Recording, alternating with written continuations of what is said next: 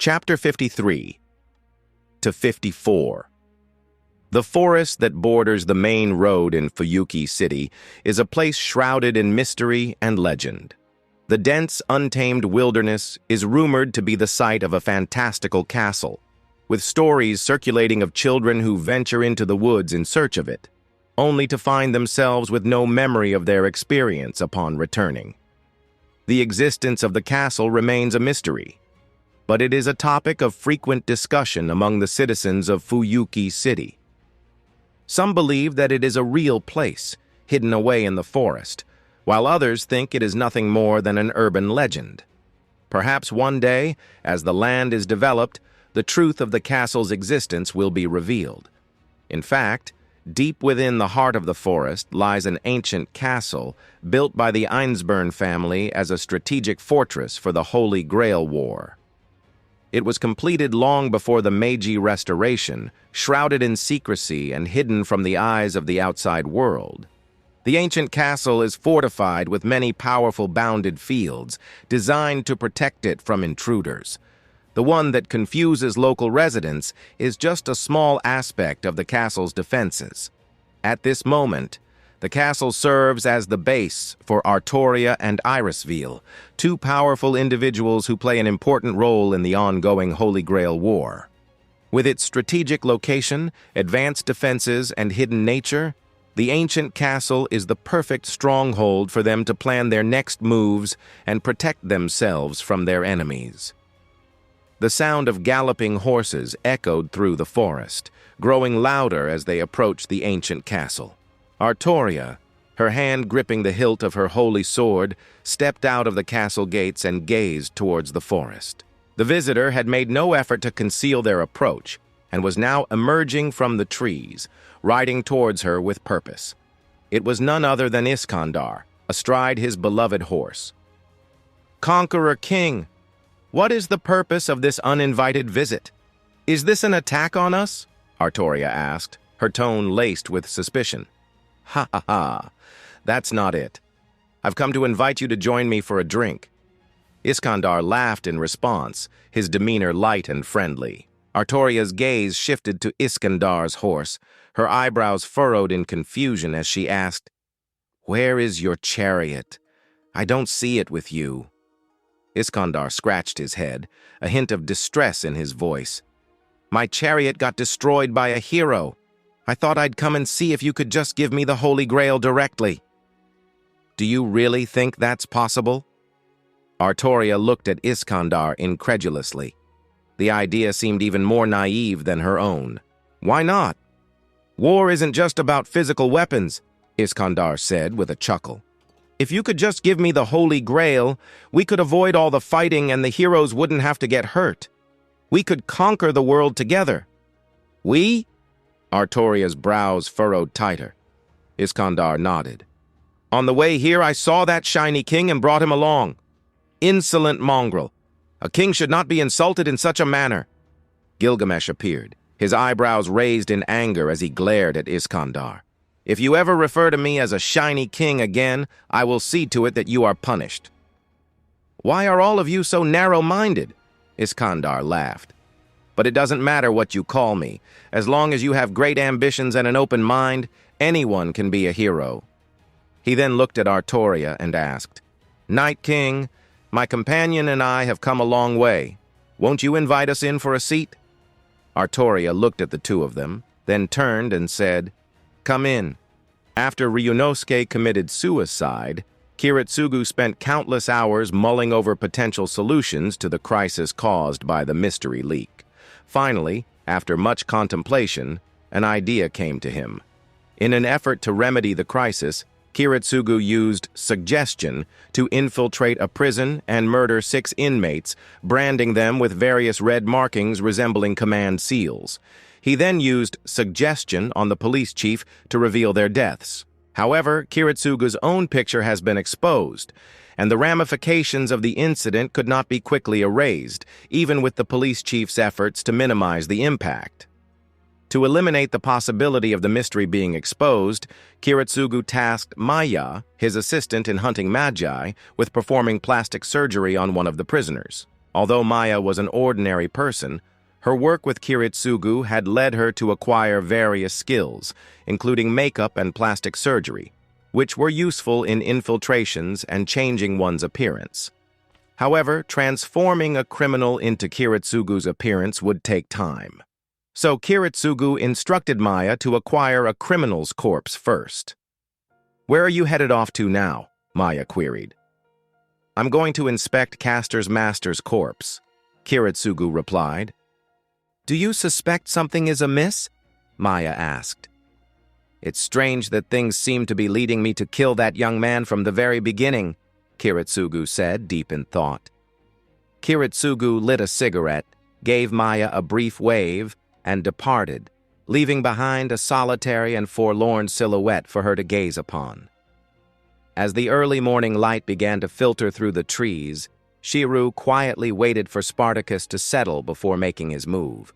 Once he was sure Spartacus was in position, Shirou carefully set up his ambush near the police hospital, ready to strike at just the right moment.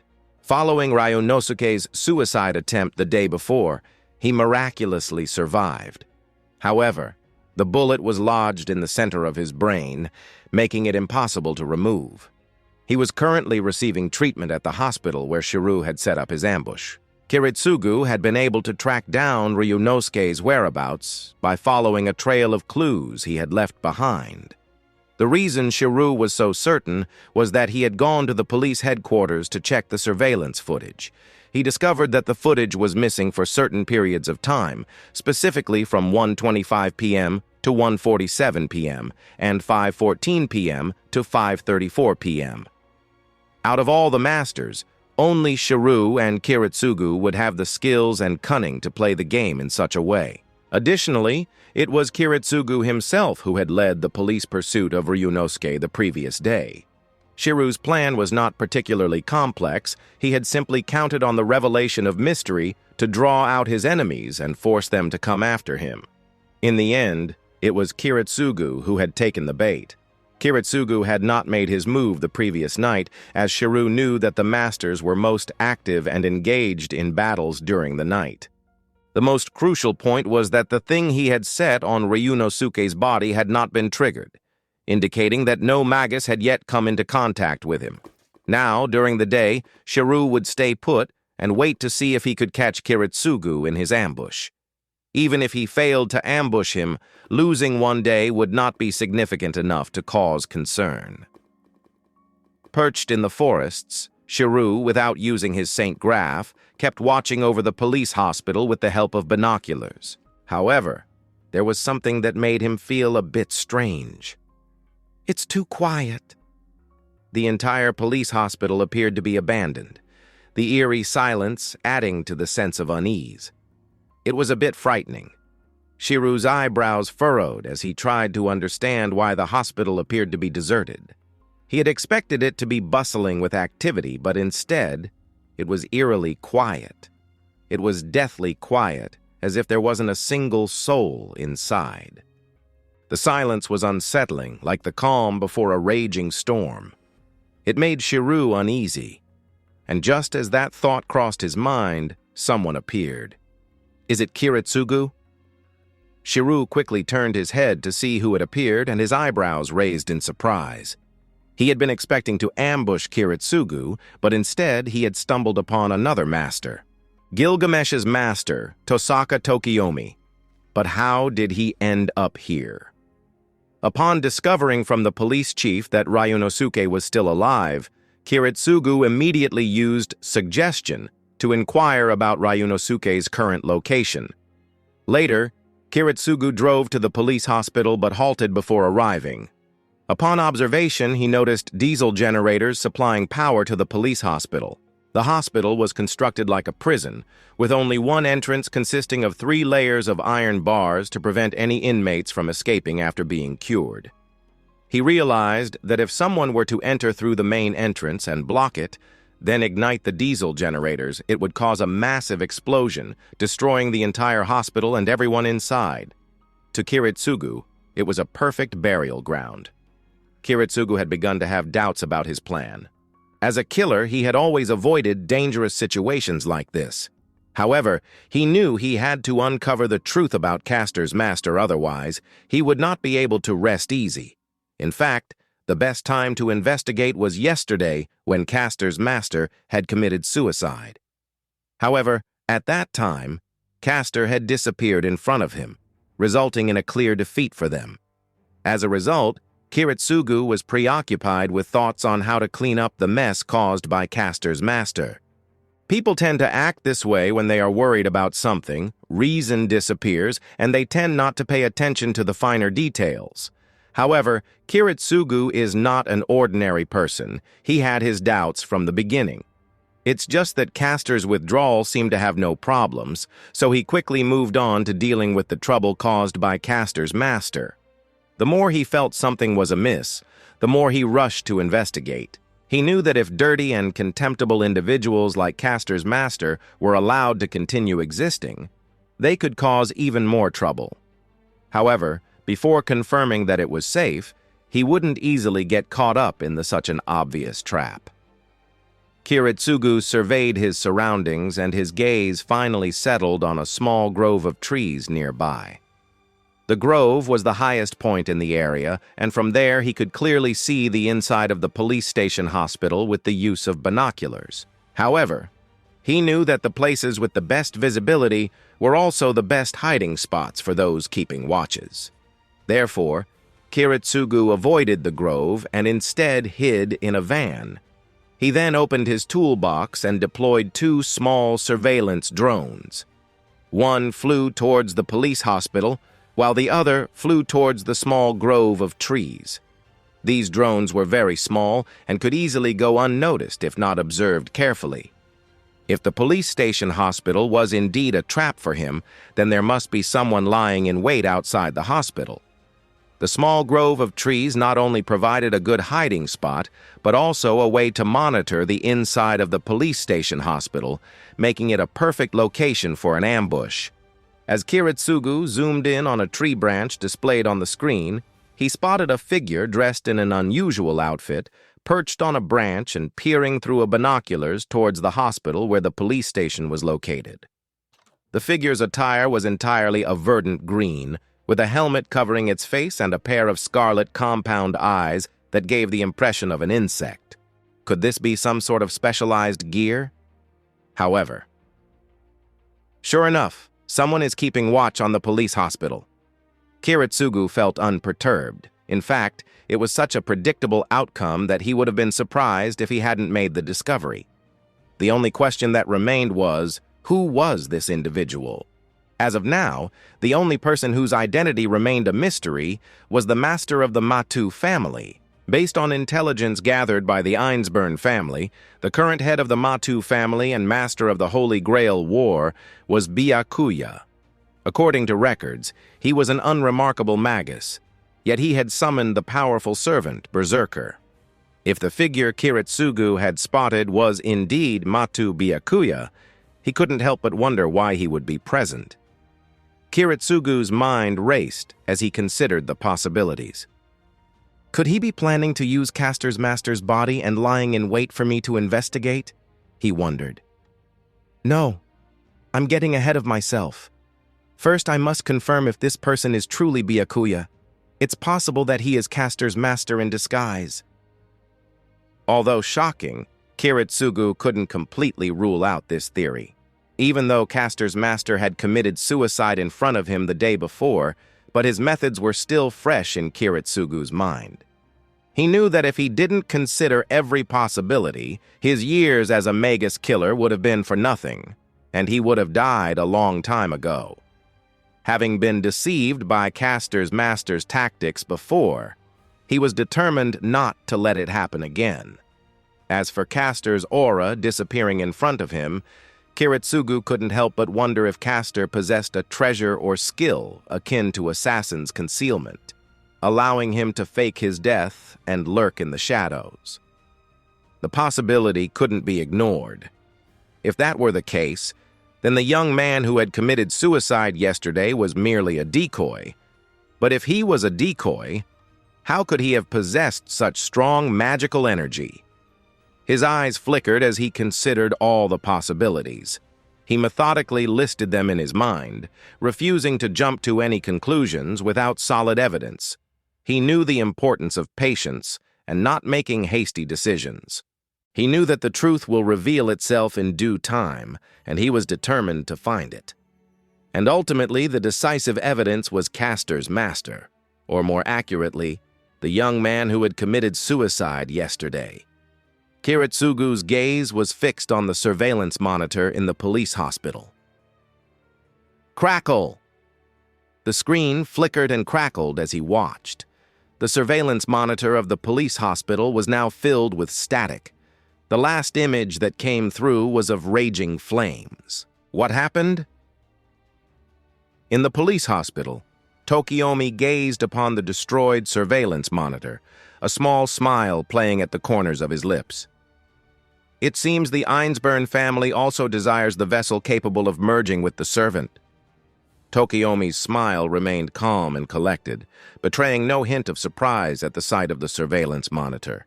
He had been well aware of Kiritsugu's activities beforehand. The previous night, upon hearing from Kirei the truth about the vessel, Tokiomi had wasted no time in coming to the police hospital to make necessary arrangements. The body capable of merging with the servant was an invaluable treasure for any magus. As the master of the clock tower, Kenneth desired it, as did Tokiomi. The two of them were willing to do whatever it takes to claim it as their own, and use it for their own benefit. So his primary adversary in this affair was Kenneth. But thanks to Kirei's assistance, he had received the crucial information in time. Upon his hurried arrival at the police hospital that night, he found the place still abuzz with activity, and Kenneth was nowhere to be seen. This proved to be a fortunate turn of events for Tokiomi. Tosaka Tokiomi's opponent, the ruler of the clock tower, was a formidable force, and he couldn't help but feel a sense of pressure in his heart. However, he had an ace up his sleeve in the form of Gilgamesh, who he knew was far superior to his opponent's servant, Dirmuid. He believed that if he could take the initiative and attack with Gilgamesh, he had a good chance of defeating Kenneth. However, the problem was that Gilgamesh refused to follow his orders. Tosaka was faced with a magus from a highly esteemed 9-generation family of magi, and one of the 12 lords renowned as the prodigy of the clock tower.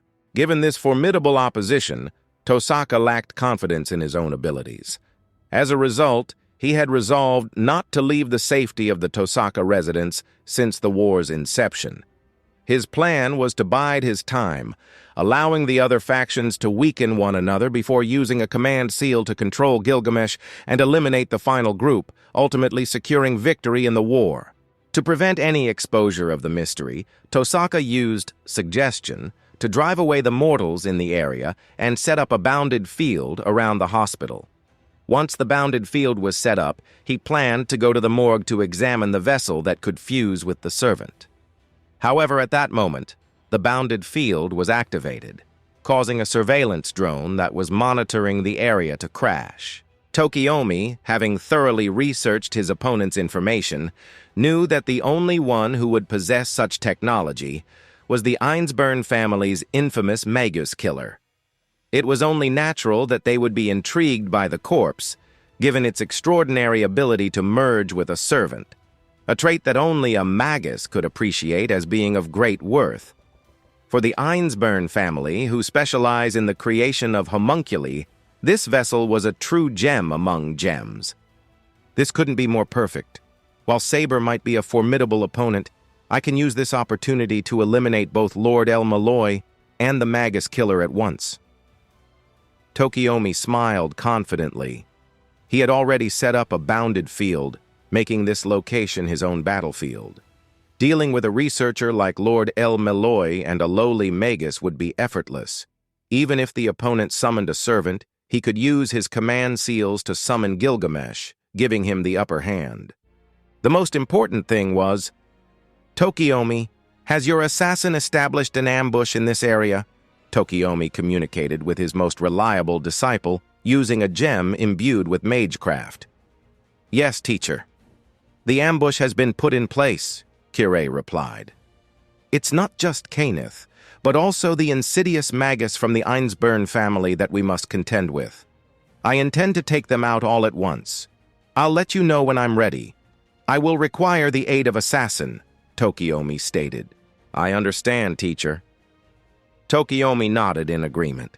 He trusted Kirei, who was a participant in the Holy Grail War and had no flaws or evil. As long as Kaneth and Kiritsugu fell into his trap, Tokiomi was confident he could kill them. This place had already become his workshop. Even if they combined their servants, they may not be a match for Gilgamesh. Most importantly, with Assassin already in ambush, as soon as Tokiomi saw an opportunity, he would give the order for a surprise attack and kill them. By eliminating both Saber and Lancer in a single move, and with Caster already defeated, we have removed 3 servants from the playing field, Tokiomi remarked. According to the intelligence gathered by him, eliminating Saber and Lancer at this juncture would give him a strategic advantage.